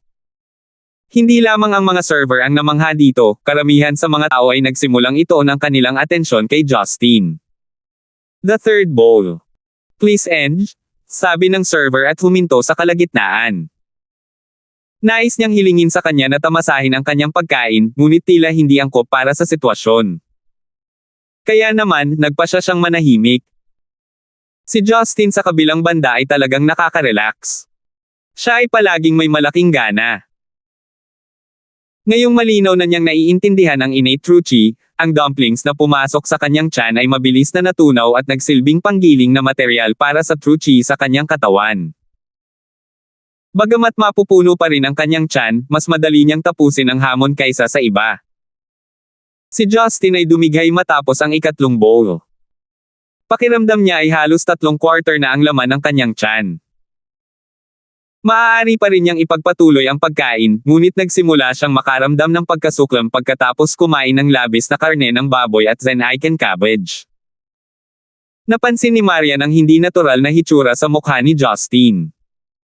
Hindi niya maiwasang makaramdam ng kirot sa puso. Ang lalaki ay kanyang asawa kung tutuusin. Bagamat palagi niya itong iniinis, hindi pa rin nawawala ang pag-aalala nito sa kanya. Muli, pinayuhan niya, "Huwag mo nang kainin ang mga ito. Nagsisimula ka ng mamatla." Umiling si Justin. Pilit nang umiti, sinabi niya, "May natitira pang huling mangkok. 400. Namangha ang mga manunood habang nasaksihan nila ang paglunok ni Justin ng 66 dumplings. Marami sa kanila ang nagsimulang magsaya sa kanya. Matapos ihain ang ika-4 na mangkok, huminga ng malalim si Justin bago nilalanghap muli ang dumplings. 30 segundo na lang ang titira sa orasan, pinilit na ni Justin ang 88 dumpling sa kanyang tiyan. Ang may-ari at mga server ng restaurant ay natulala at nakatitig kay Justin. Pinunasan ni Justin ang kanyang bibig ng isang piraso ng tissue. Hindi pa tapos ang oras. Natapos ko na sila. Ang mga tao ay sumigaw sa pananabik habang ipinagdiriwang nila ang tagumpay ni Justin, habang ang may-ari ng restaurant ay hindi alam kung ano ang mararamdaman tungkol dito. Ito ay orihinal na isang kaganapan na isinaayos upang linlangin ang mga customer sa pagkain at pagbabayad para sa mga dumplings. Never in his wildest dreams was he actually thought na may taong papasok at kukumplito sa challenge. Gayunpaman, kailangan niyang tuparin ang kanyang pangako, kung hindi ay maiiwasan ang kanyang restaurant dahil sa hindi katapatan at kailangang umalis sa Stonegate. Personal na ipinasa ng may-ari ng restaurant ang dumpling doll kay Justin. Ang manika ay may isang bilog na katawan na may puting mukha at isang nakapout na bibig, na naging dahilan ng pagkabaliw ng maraming babae. Agad namang hiniling ng amo sa mga empleyado na maghanda ng isang mesa ng dumplings, na May 16 na iba't ibang lasa. Maaari ko bang tanungin kung mayroon ka ring iba pang mga kaibigan na darating? Tanong ng may-ari ng restaurant. Umiling si Justin. Ako lang at ang aking asawa. Dinala pa rin ng restaurant ang dalawa sa isang private room na may malaking table. Ang lahat ng mga dumpling ay hindi maaaring pilitin sa isang maliit na mesa pagkatapos ng lahat. Tumingin si Marian kay Justin na naglalakad habang hinihimas ang kanyang tiyan. She found it absurd and funny at the same time. Ang taong ito ay talagang isang hindi natuklasang kayamanan. Bakit ba lagi niya akong pinag-aalala ng ganito? Naisip ni Marian. Pagkatapos nilang pumasok sa silid, gamit ang dalawang kamay, ibinigay ni Justin ang kaibig-ibig na dumpling doll kay Marian. Nakangiting masayang sinabi niya, kunin mo na. Sa wakas ay nagtagumpay ako na manalo sa regalo sa bagong taon. Natigilan si Marian habang nanlalaki ang mga mata niyang puno ng tubig. Mabilis niyang napagtanto na si Justin ay nakibahagi lamang sa kaganapan para lamang manalo ng manika para sa kanya. Isang awkward na ngiti ang pinakawala ni Justin. Sa buong oras na nasa labas ako, iniisip ko kung anong klaseng regalo ang dapat kong makuha sa iyo. Nakatira ako sa iyong bahay, nagmamaneho ng iyong sasakyan, at ginagamit ang lahat ng pag-aari mo, kahit ang sweldo ko ay binigay mo. Binili mo pa nga ako ng damit para sa bagong taon. Gusto ko sanang makakuha ng isang bagay para sa iyo, ngunit kung bumili ako ng isang bagay sa labas, gagamitin ko pa rin ang iyong pera, para hindi iyon maituturing na regalo mula sa akin, gayunpaman, ito ay karapat-dapat sa akin. Gusto ko. Dahil libre ang pagkain na ito, hindi ito binibilang bilang isang binayaran gamit ang iyong pera. Nagsalita si Justin habang hinihimas ang kanyang tiyan gamit ang isa niyang braso. Pagkarinig sa kakaibang pananalita ni Justin, biglang naramdaman ni Marian na umasim ang kanyang ilong. Tanga ka ba? Natigilan si Justin. Pinaghihinalaan niya ang kanyang sarili na mali ang pagkarinig sa kanya. Sabi ko. Inabot ni Marian ang kanyang braso upang kunin ang manika mula sa kamay ni Justin bago ibinaba ang kanyang ulo habang hinawakan niya ang manika. Sabi ko, Dumbo ka. Maliban sa Dumbo, walang mag-iisip ng ganoong ideya bilang regalo. Nahihiyang sinabi ni Justin na nakangiti, hindi ko mapigilan. Kung pipi ako, sige. Masaya ako hanggat gusto mo ang larwang ito. Tiningnan ni Marian ang manika na may ngiti sa mukha habang nagmumuni-muni sa kanyang isipan. Sa wakas, tumango siya at sinabing, I like it a lot. Hehe. Hindi naman ganoon kalala ang asawa mo. Tingnan mo lahat ng mga babae sa labas. Lahat sila ay naghihingalo para makuha ang manikang ito, ngunit walang sino man sa kanilang mga boyfriend ang makakaubos ng 88 dumplings. Sa palagay ko ito ay isang pagkakataon para ipakita ko ang aking mga nakatagong talento sa ganoong sandali, sabi ni Justin, tuwang-tuwa. Gustong tumawa ni Marian ngunit naasar siya sa parehong oras. Ang kanyang mga mata ay namumula sa una, ngunit ang mga luha ay nagsimulang tumulo ng dahan-dahan. Umupo ang dalawa. Ilang sandali ang katahimikan. Kinurot ni Marian ang manika sa kanyang kamay habang mahina niyang sinabi, noong bagong taon, palaging binibigyan ako ni Lola ng regalo. Minsan ito ay isang libro, at masasarap na merienda sa iba pang okasyon. Ngunit kahit ano pa iyon, napakasaya ko dito. Wala akong naramdaman na kakaiba ang mga bagay na iyon. Sa madaling salita, kayang bayaran ng pamilya namin ang anumang gusto kong regalo ni Lola at Nanay. Ang bagong taon mula noon, napansin ko na hindi lahat ay mabibili ng pera. Isang magiliw na ngiti ang pinakawalan ni Justin. Kaya nga ako nandito, no? Pupunta ulit ako dito next year at kukuha ka pa ng isa. May pink at puti pa sa stage kanina. I'll get you a pair next time. Ikaw. Hindi napigilan ni Maria na ngumiti, hindi katulad ng isang namumulaklak na bulaklak ng gardenia. Para ka lang bata. Hindi na kailangang gumawa ng mga kalokohang bagay sa hinaharap. Bagamat maaari mong tapusin ang mga ito, masasabi kong hindi ka komportable pagkatapos gawin ito. Ito ba ay itinuturing na isang alalahanin ng isang asawang babae para sa kanyang asawa? Tanong ni Justin at Commandant. Ngumisi si Marian. Tinikom niya ang bibig niya at nanatiling tahimik. Pagkaraan ng ilang sandali, isang nakasisilaw na pagpapakita ng mga dumpling ang inihain. Tumingin si Marian sa mesa na puno ng dumplings. Nakakunot ang noo niyang sinabi, ni isang mangkok ay hindi ko maubos. Ano ang dapat nating gawin ngayon? Isinilid ni Justin ang 2 crab meat dumpling sa kanyang bibig at naramdaman ang kanyang pagkawala ng gana. Nakangiting sabi niya, kumain ka ng ilan sa mga ito habang mainit pa. Iuuwi ko ang iba. Ang mga dumplings na ito ay ginawa gamit ang magagandang pambalot. Maaari nating painitin muli ang mga ito at magiging masarap pa rin ang pagkain. Pagkatapos ng kalahating oras, si Justin ay nagdala ng 2 malalaking plastic bag ng dumplings at lumabas ng restaurant. Niyakap ni Marian ang kapansin-pansing manika at naglakad sa tabi niya habang pabalik sila sa parking area. Maya-maya ay nakarating na sila sa parking area. Biglang nagtanong si Marian, maaari mo ba akong sundan kung saan? Nagulat si Justin. Saan? Lumitaw ang kalungkutan sa mukha ni Marian. Bigla kong gustong bisitahin sina Lola at Nanay. Samahan mo ako, pwede. Naunawaan ni Justin ang kanyang intensyon. Si Marian kamakailan ay nakakuha ng bagong nakababatang kapatid na babae sa bahay, habang si Justin ay nag-uwi ng isang biyenan. Bukod dito, sa wakas ay nakatanggap siya ng regalo para sa bagong taon pagkatapos ng mahabang panahon. Sa orihinal na ice-sealed na puso ni Marian, unti-unting umusbong ang kanyang mga nakaraang alaala, na nagpapaalala sa kanya ng kanyang lola at ina. Natural lang na gusto niya silang makita. Talagang dapat kong makilala ang lola biyenan at biyenan noon pa man. Bagamat naganap ang Qingming Festival kamakailan, mahalaga pa rin na sabihin natin sa kanila ang ating kasal, sabi ni Justin. Tip ni Master, sa panahon ng Qingming Tomb Sweeping Day, ang mga pamilyang Zen-Aiken ay bumibisita sa mga puntod ng kanilang mga ninuno upang linisin ang mga libingan, magdasal sa kanilang mga ninuno, at maghandog ng mga ritual. Karaniwang kasama sa mga alay ang mga tradisyonal na pagkain, at ang pagsusunog ng mga joss stick at joss paper. Nakangiti si Marian habang nakasakay sa kotse ni Justin.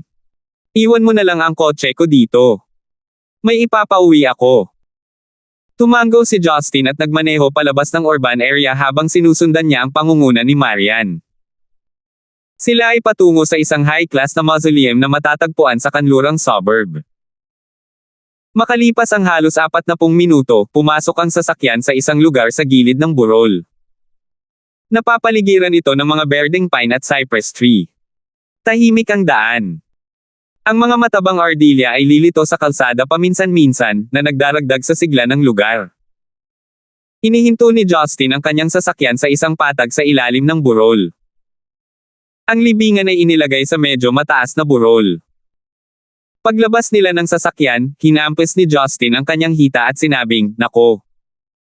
Nakalimutan kong magdala ng mga regalo sa kanila. Wala man lang akong joss papers." Medyo malungkot si Marian kanina, ngunit pagkatapos niyang pakinggan ang kalokohan ni Justin, naramdaman niya ang pagdaloy ng kanyang kalungkutan. Inilibot niya ang kanyang mga mata at sinabing, "Huwag kang mag-alala, marami kaming nasunog sa panahon ng Qingming." Hehe. Sige. I wonder kung may dumpling si mother-in-law o wala, nakangiting sabi ni Justin. Pinigilan ni Marian na tumawa habang hindi niya pinapansin ang mga biro ni Justin. Habang naglalakad sila sa pasikot-sikot na kalsada sa burol, nakita ni Justin ang isang itim na Audi A8 na papaalis sa lugar. Bahagyang kumunat ang noo ni Justin nang mapansin niya ang sasakyan. Pagkatapos ay ipinagpatuloy niya ang kanyang paglalakbay habang sinusundan niya si Marian paakyat. Sa paglakad ng 10 minuto, si Marian ay nagsisimula ng mapagod at humihingal sa natitirang bahagi ng daan. Sa wakas ay narating nila ang lapida ng lola at ina ni Marian. Ang mga lapida ay talagang malinis. Ligtas na ipagpalagay na sila ay regular na nililinas. 2 malalaking plum pines ang naglilam sa mga lapida. Gayunpaman, ang nakakagulat ay ang sariwang palumpo ng mga bulaklak na inilagay sa lapida ng ina ni Marian. Ito ay isang bihirang nakikitang Zen-Icon redbud na bulaklak na ang mga talulot ay napakalaki. Tiningnan ni Justin ang pangalan ng ina ni Marian. Agad niyang naintindihan kung bakit naroon ang partikular na uri ng bulaklak. Kaya, ang pangalan ng biyenan ay Zen-Icon. Ito ay halos magkapareho sa Zen-Icon redbud na bulaklak. Tip ni Master, Zen-Icon redbud flower ay binibigkas bilang zijing, selina, sa Mandarin, na halos kapareho ng tunog ng zu, zijing, selina. Oo. Yumuko si Marian pababa at hinawakan ang mga talulot ng bulaklak. Noong nabubuhay pa si nanay, pinakagusto niya ang Zen-Icon redbud na bulaklak, na ang partikular na uri na ito ang paborito niya. Nakita ko na ang parehong bouquet ng bulaklak noong Qingming noon, ngunit wala akong ideya kung sino ang naglagay nito dito. Tiningnan ni Justin ang larawan sa lapida. Nakangiting sabi niya, kamukhang kamukha mo talaga si mother-in-law, pero mas maganda ka. Bahagyang namula si Marian. Siya ay nalulugod na direktang pinuri. Pero binigyan niya pa rin siya ng galit na tingin. Magayos ka sa harap ng nanay ko. Napangiti si Justin habang nakaramdam siya ng hiya. Oo, bakit ko kinulit ang asawa ko sa harap ng nanay niya? Naisip niya. Ilang sandali silang tumayo sa harap ng lapida ni Selina Campbell. Pagkatapos ay pumunta si Marian sa lapida ng kanyang lola. Iyon ang unang pagkakataon na nakita ni Justin ang hitsura ng matandang CEO. Mukha siyang mabait at palakaibigan at tila naging malapit siya kay Marian. Nakatayo sa harap ng lapida, sinabi ni Marian kay Justin, Justin, maaari mo ba kaming bigyan ng ilang minutong mag-isa? Gusto kong makausap ang aking lola. Tumango si Justin at yumuko sa lapida bago naglakad palayo. Pagkaraan ng mahabang panahon, inabot ni Marian na nakatayo pa rin ang kanyang braso upang hawakan ang lapida, ang mga sulok ng kanyang mga labi ay nagpapakita ng maasim ngunit matamis na ngiti. Lola, bagong taon na. Hindi kita madalas na binibisita tuwing bagong taon. Alam mo namang umiiyak ako tuwing pumupunta ako dito. Naalala ko na sinabi mo sa akin na ang mga umiiyak na babae ay mga pangit na babae. Pero kailangan kong pumunta sa taong ito. Hindi ko alam kung ano ang nangyayari sa akin ngayon. Hindi ko na maintindihan ang sarili kong isip. Nararamdaman ko na si Justin ay isang napakakasuklam-suklam na tao. Hindi ko siya gusto. Iba't ibang paraan ang tinutukoy niya sa akin.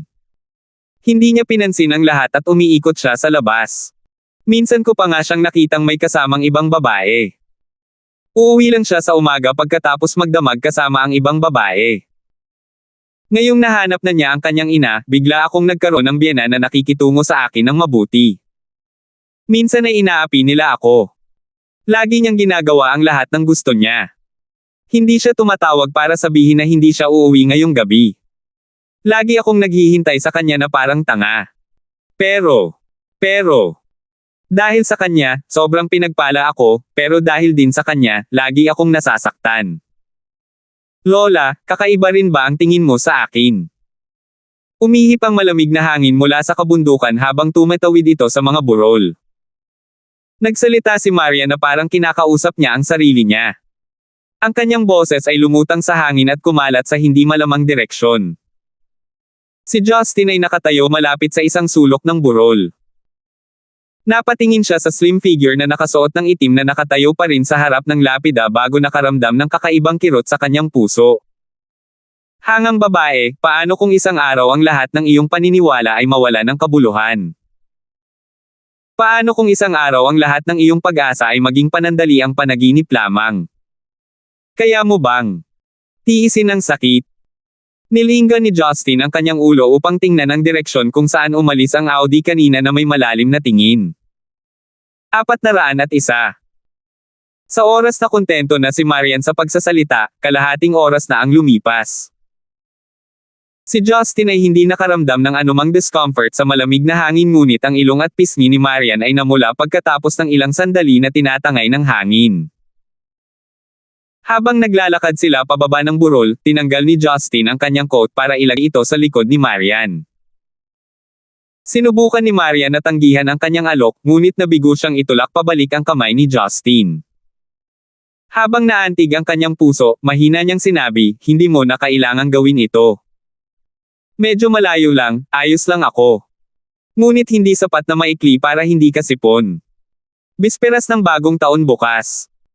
Nakakatakot kung magkakasakit ka ngayon, sabi ni Justin. Nang makasakay ang dalawa sa kotse, may naalala si Marian. Nagtanong siya, nabanggit mo na bumalik si Sheila sa paaralan upang ipagpatuloy ang kanyang pag-aaral, hindi ba? Oo. Nagulat si Justin kay Marian sa pagtatanong nito. Nagtanong muli si Marian, nabubuhay pa ba siyang mag-isa? Nakuha ni Justin na hulaan ang kanyang intensyon. Susubukan mo bang kumbansihin si Sheila na gugulin ang mga bagong taon sa amin? Nag-alinlangan sandali si Marian bago tumango. Yun ay kung willing siyang sumama sa amin. Pakiramdam ko, although she wouldn't mind na ipagdiwang ito ng mag-isa, mas maganda kung iuuwi na namin siya. Mas magiging merrier sa ganitong paraan pagkatapos ng lahat. Bagamat bukas ang bagong taon, maaari siyang pumunta para tulungan kaming magluto at maghanda ng magkasama. I bet she'll like it. Tiyak na ugali mo tulad ng nakatatandang kapatid na babae ni Sheila. Lagi mo siyang binabantayan, pabirong sabi ni Justin. Umiling si Marian. Hindi mo naiintindihan. Para sa akin, si Sheila ang representasyon ng nakaraan ko noong hindi pa pumanaw ang lola ko. Bata pa lang siya noong una ko siyang nakilala. Dahil wala akong kapatid, isa siyang nakababatang kapatid na babae na nakita kong lumaki. There exists a unique bond between us. I'm not against the idea. There's no need to explain yourself, nakangiting sabi ni Justin bago pinaandar ang makina. Inilibot ni Marian ang kanyang mga mata bago tahimik na hinubad ang coat ni Justin at inilagay ito sa likod na upuan. Hindi nagtagal ay nakarating na sila sa inuupahang apartment ni Sheila. Doon siya naglilipat ng malaking kahon sa hagdan. Si Sheila ay nakasuot ng medyo luma, light orange na Amerikana. Nakatali ang kanyang buhok na nakapusod, habang ang kanyang parang bata at walang muwang na pisngi ay nabahira ng itim at kulay abong batik. Napakalamig ng araw noon, ngunit natatakpan pa rin ng pawis ang noo ni Sheila. Bumaba si Justin sa kanyang sasakyan at lumapit kay Sheila bago kinuha ang kanyang malaking kahon. Tinanong niya, anak, ano ang dala mo? Noong una, inakala ni Sheila na ito ay isang magnanakaw. Nakahinga siya ng maluwag nang mapagtanto niyang si Justin iyon. Sumili ang isang masayang ngiti habang nagtanong, Brother Gibson, bakit ka naparito? Wala lang, isang bangkos lang ng mga second-hand revision na libro. Tiningnan ni Justin ang loob ng kahon. Tunay na napuno ito ng mga libro sa Agham at Ingles. Hulaan niya na nakahanap siya ng magandang deal para sa kanila sa murang presyo. Nakangiting sabi niya, kahit gusto mong magsikap para sa iyong pag-aaral, hindi mo naman kailangang ipagsiksikan ang sarili mo kapag malapit na ang bagong taon, di ba? Medyo namutla si Sheila. Pilit na ngumiti, sinabi niya, ayos lang. Bagong taon pa lang. Mabilis itong lilipas kapag nagbasa at gumawa ako ng iba pang bagay. Malungkot na mamatay ang Sister Marian mo kapag narinig niya ang sinabi mo. Gusto kanyang makita kaya sumama siya sa akin para sunduin ka sa bahay namin para maghapunan, sabi ni Justin habang itinuro ang direksyon ng kanyang sasakyan. Nagulat si Sheila sa kanyang alok. Nakagat niya ang pang-ibabang labi sa katahimikan habang nakatingin kay Marian na naglakad palabas ng kotse na may malabong ngiti. Terena, sabay nating ipagdiwang ang bagong taon at maaari kang manatili sa aming bahay ngayong gabi. Kahit ano ay mas mabuti kaysa sa iyong pagdiriwang ng bagong taon ng mag-isa, sabi ni Justin. Hindi na kailangang kumilos ng matigas o mahiyain sa harap ko. Hindi ako tagalabas. Kinailangan siya ng isang pangungusap para pigilan si Sheila na tanggihan ang kanyang alok. Alam ni Sheila na masama ang loob niya sa kanila kung tatanggihan niya ito. Kaya, tumanggo siya at sinabing, hayaan mong ilagay ko ang mga libro sa apartment ko at sasamahan kita. Pagkatapos ng kalahating oras na pagmamaneho, dumating si Justin kasama ang iba pa. Gayunpaman, hindi katulad noong nakaraan, may dalawa pang babae sa kotse. Nang bumaba sila sa sasakyan, hindi nakalimutan ni Marian na kunin ang coat ni Justin sa backseat bago pumasok sa bahay. Sa loob ng living hall, sina Rebecca, Yuna, at Lucille ay pawang nagbabalat ng beans habang masayang nagkukwentuhan. Nang makitang iniuwi ni Justin si Marian kasama ang isang hindi kilalang batang babae, hindi nila maiwasang curious. Si Sheila ang unang nakapansin kay Rebecca. Dahil nanirahan sa ampunan sa napakaraming taon, imposibleng maiwasang makita ang larawan ni Rebecca ng maraming beses sa isang araw. Nawala siya sa mga salita. Ipinaliwanag ni Marian, si Tita Garrison ay ang ina ni Justin. Siya ay nakatira sa amin dito sa ngayon. Bulalas ni Sheila. Madam Garrison. Ang ina ba ni Kuya Gibson? Sa loob ng 1,000,000 taon ay hindi nakita ni Sheila ang pagdating nito. Justin, Marian, sino itong batang babae?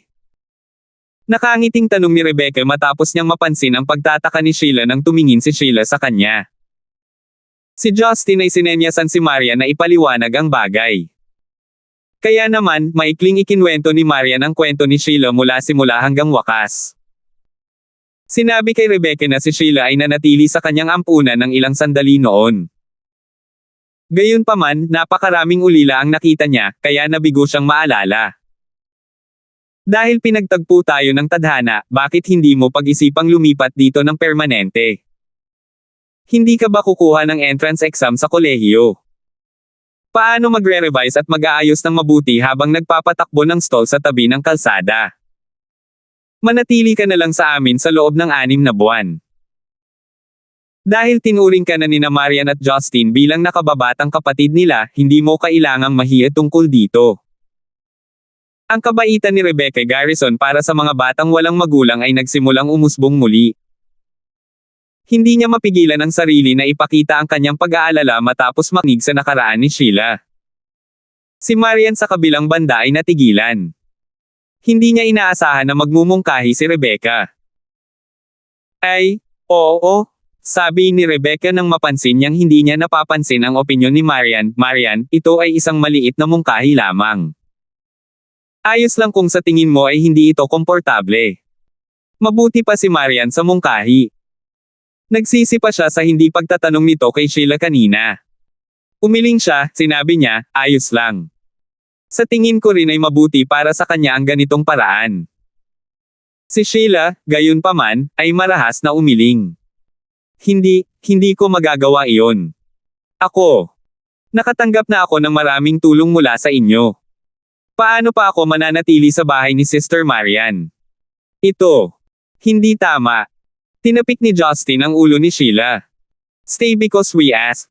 Gustuhin mo mang umuwi ay hindi mo magagawa. Hindi na kita babalikan. Naisip niya, dumami nga talaga ang mga nakatira sa bahay na ito.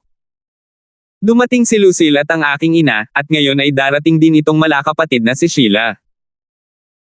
Sa kasamaang palad, dahil ako lang ang lalaki, nakatira pa rin ako sa isang female dorm. Paulit-ulit na lang lumalawak ang sukat ng dorm. Palibhas ay hinikayat ng mga tao sa silid ng sabay-sabay, sa wakas ay tinanggap ni Sheila ang kanilang alok. Gayunpaman, kailangan pa rin niyang kunin ang kanyang mga bagahe at mga libro sa kanyang lumang inuupahang apartment. Malinaw na ito ang problema ni Justin na harapin. Nang gustong umupo ni Justin sa sofa para manood ng telebisyon, nagtanong si Marian, saan ko ilalagay ang iyong Amerikana? Sa wakas ay naalala ni Justin ang quote na inilagay niya sa kanya. Sabi niya, ihagis mo lang sa akin. Si Marian ay medyo hindi nasisiyahan dahil ang Amerikana ay binili niya para sa kanya. Natural, hindi siya nasisiyahan ng hilingin sa kanya ni Justin na ihagis ito sa kanya. Dito ka na. Inihagis ni Marian ang Amerikana sa direksyon ni Justin. Clink! Nang mabitawan ng Amerikana mula sa kanyang mga kamay, isang maliit na bagay ang nahulog mula sa bulsa ng kamiseta at tumama sa lupa. Nagulat ang lahat nang bumagsak ito. Hindi nagtagal ay napagtanto nilang isa pala itong kwintas na may palamuting crescent moon. Si Lucille ang pinakamalapit sa kwintas, kaya tumingkayad siya para kunin ito. Wow! Napakagandang kwintas. Gawa ba sa platinum? Napagtanto ni Marian ang maselang pagkakabuo ng gasoklay na bagay. Mukha itong simple ngunit may mga hindi kapani-paniwalang pinong linya. Bukod dito, ang kalidad ng platinum ay napakataas. Dahil galing ito sa bulsa ni Justin, at hindi ito isang bagay na karaniwan niyang isusuot, naisip niya, ito ba ay posibleng regalo para sa ibang babae?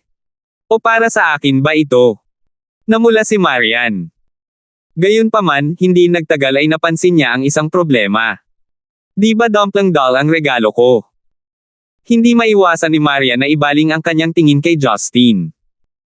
Oh, sabi ni Justin, ibinigay ito ni Sheila sa akin noong nakaraan. Naranasan ko na ito sa lahat ng oras na ito. Sa kabutihang palad ay hindi ito nasira mula sa pagkahulog. Masayang ngumiti si Sheila nang marinig niyang dinala ni Justin ang kwintas sa lahat ng oras na ito. Binigyan ni Sheila ng platinum na kwintas si Justin. Si Sheila ay namuhay ng napakahirap na buhay. Bakit siya pa nagbigay ng kwintas kay Justin? Wala sa iba pang mga babae ang nakitang kakaiba. Alam nila na medyo malapit si Justin kay Sheila. Gayunpaman, nakita ni Marian si Justin na nakikipag-flirt sa napakaraming ibang babae, at alam niya ang mga pagkakakilanlan ng ilan sa mga mistress.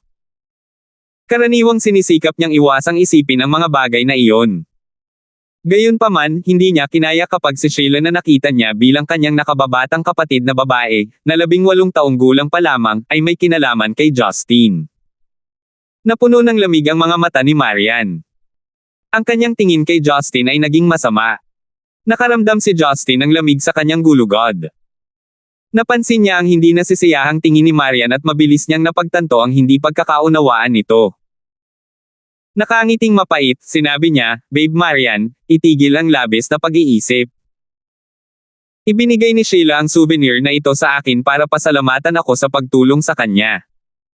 Hindi ito ang iniisip mo.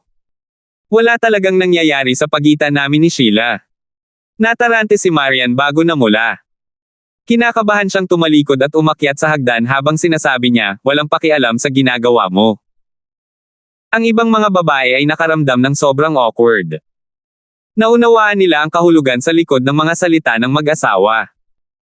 Nakaramdam ng sobrang hiya si Sheila habang nahihiyang tumingin kay Justin. Sina Lucille at Yuna ay may ngiti sa kanilang mga mukha, habang si Rebecca ay ang tanging nagawang makilala ang nakatagong kahulugan. Nang sabihin ni Justin na wala talagang nangyayari sa pagitan namin ni Sheila, ipinahiwatig niya na tiyak na may something sa pagitan niya at ng iba pang babae. Bagamat mahigit 20 taon nang hindi nakita ni Rebecca si Justin, siya ang kanyang ina na nagbigay daan sa kanya upang mabilis na matanto ang nakatagong kahulugan sa mga salita ng kanyang anak. Naisip niya tuloy ang kakaibang agwat sa pagitan nina Marian at Justin. Kaya, ang kanyang anak ay isang hindi tapat na rogue. Kung ganoon nga ang kaso, mayroong ibang dahilan para sa panlalamig ni Marian kay Justin bukod pa sa pagtanggi nitong matulog sa iisang kwarto kasama niya.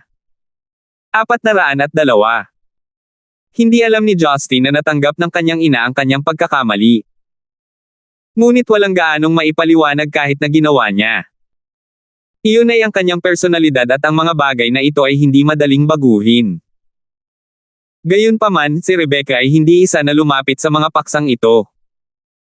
Hindi lang ito nararapat kung mali ang pagkakaintindi niya sa mga salita nito, lalala ang relasyon nila ng kanyang anak. Si Justin ay magsisimulang lumayo sa kanya. Kaya, nakuha niya ang pagkakataon ng pauwiin ni Justin si Sheila para kunin ang kanyang mga bagahe pagkatapos ng tanghalian para imbitahan si Marian sa study room para tanungin siya tungkol sa insidente kanina. Marian, sabihin sa akin ang tungkol sa pag-uusap ninyo ni Justin sa hapon. Ano ang ibang kahulugan sa likod ng iyong mga salita? Nag-aalalang tanong ni Rebecca. Naisip ni Maria na maaaring hindi niya nagustuhan muli ang kanyang biyenan nang hilahin siya ni Rebecca sa silid-aralan ng may kaba. Matapos makinig ng mabuti sa tanong ni Rebecca, medyo nalilito pa rin siya. Tita, anong ibig mong sabihin? Anong mga salita? Huwag kang matakot na sabihin sa akin. Na-curious lang ako sa pag-aakalang tinakbuhan mo pagkatapos kunin ni Justin ang kwintas ni Sheila. Gayun din, sinabi ni Justin na talagang wala sa pagitan nila ni Sheila. Malinaw na may ibang kahulugan sa kanyang pangungusap, sabi ni Rebecca. Bakas ang pagkabalisa sa malamig na mukha ni Marian. Hindi niya inaasahan na mapapansin ni Rebecca ang ganoong minuto at kaunting detalye. Gayunpaman, nahihirapan siyang magbigay ng sagot. Kung sasabihin niya ang totoo na talagang may espesyal na relasyon si Justin sa ibang mga babae, maaaring akusahan siya ni Justin na nagsasalita sa likuran niya, walang lakas ng loob na harapin siya ng harapan.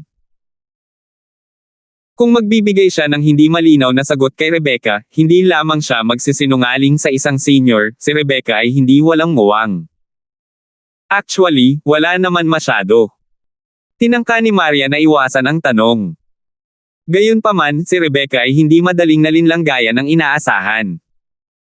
Noong unang ihayag ni Marian ang kanyang pag-aatubili, kinumpirma ni Rebecca ang ilang mga hinala. Bumantong hininga, sinabi niya, Marian, kahit na ayaw mong sabihin sa akin, alam kong may ibang babae talaga si Justin sa labas. Natatakot kang pagdudahan ni Justin dahil sa pananaksak sa kanya, pero ayaw mo ring magsinungaling sa akin, tama ba? Si Marian ay nanatiling tahimik. Alam niya na hindi niya madaling lokohin si Rebecca.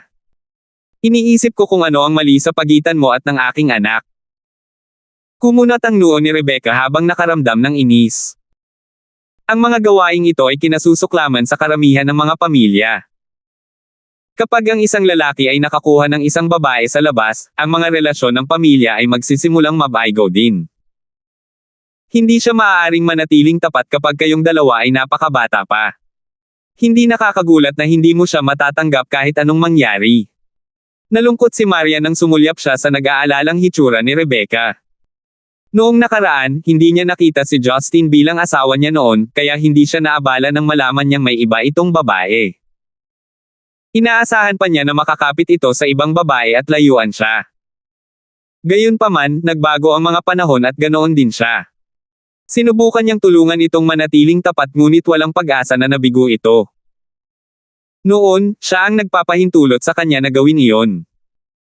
Ngayon, paano niya naisip ang putulin ang relasyon niya sa iba? Hindi pinapansin kung susundin siya ni Justin o hindi binibitawan ng mga babae ang kanilang mga kamay kay Justin. Bagamat matalik niyang kaibigan si Talia, halos hindi sila nag-uusap tungkol sa mga lalaki. Pinatunayan lamang nito na hindi madaling sumuko si Talia, lalo na ang ibang babae na mayroon si Justin. Matagal na nag-isip si Rebecca. Nag-aalalang tanong niya, Marian, ano ang plano mong gawin? Hindi mo iniisip ang tungkol sa diborsyo, hindi ba? Diborsyo. Bahagyang ngumiti si Marian. Nahirapan siyang mag-isip tungkol dito. Umiling siya at sinabing, hindi ko alam. Sa kabutihang palad, hindi ako malaya na pag-isipan ang mga bagay na ito. Makakalimutan ko ang mga ito kapag nagsimula na akong magtrabaho. Bumantong hininga si Rebecca, bilang ina ni Justin, naramdaman ko noong una na kailangan kong makialam sa mga bagay na tulad nito. Pero, alam mo na nag-effort ako para makilala ako ni Justin. Kung lalampas ako sa linya, may posibilidad na ma-shoutout ulit ako. Ay! Marian, sana maintindihan mo ang posisyon ko. Akala ko dati, mali ang pagtrato mo sa kanya. Chen. Mukhang mali ang ginawa kong pagtrato sa kanya.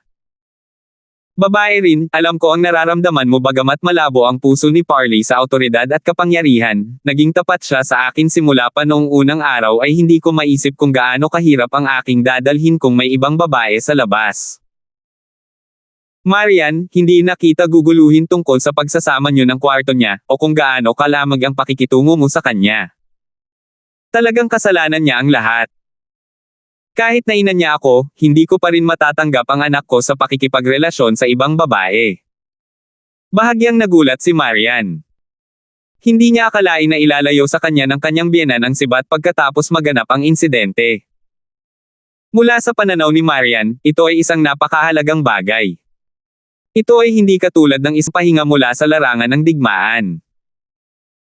Biglang sinabi ni Rebecca, Marian, sabihin mo sa akin sa totoo lang, sino ang kasama ni Justin? Hindi ako gagawa ng anumang bagay na walang ingat.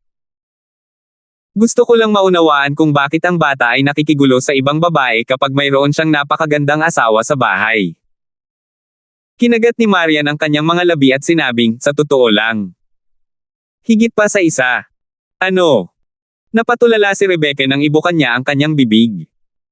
Hindi na mahalaga sa kanya ang manners kahit kaunti.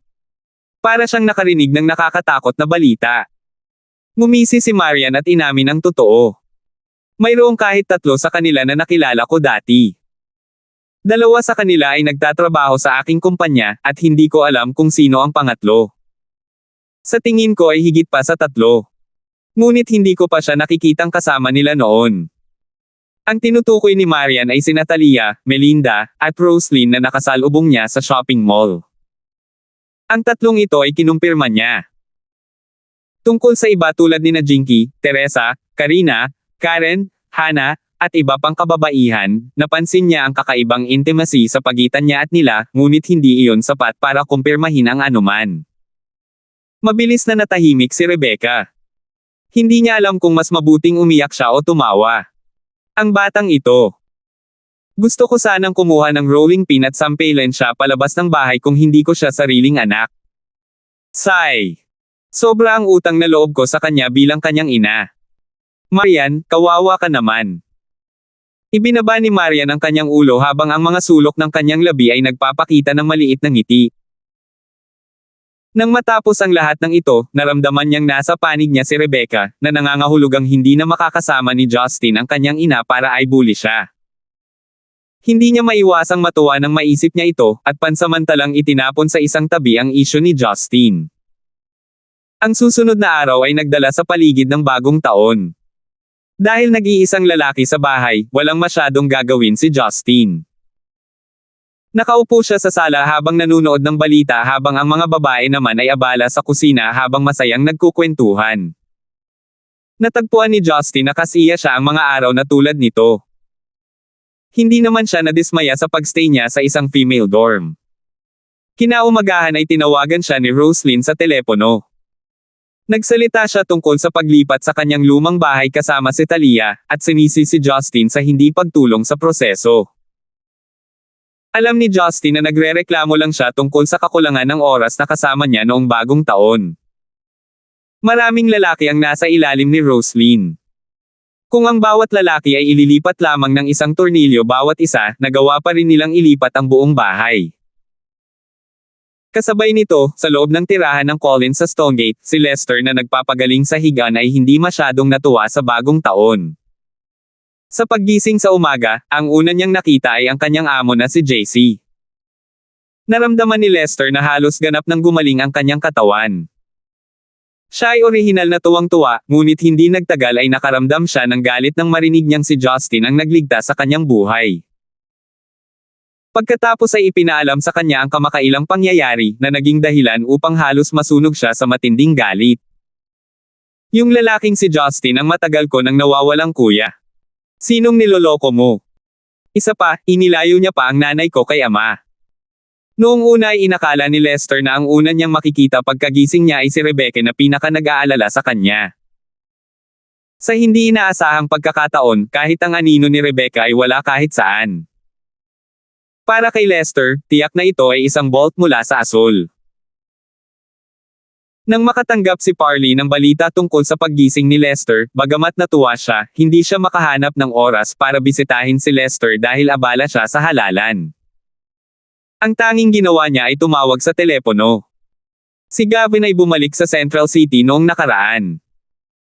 Hindi praktikal para sa kanya na lumipad pabalik para lang makita si Lester.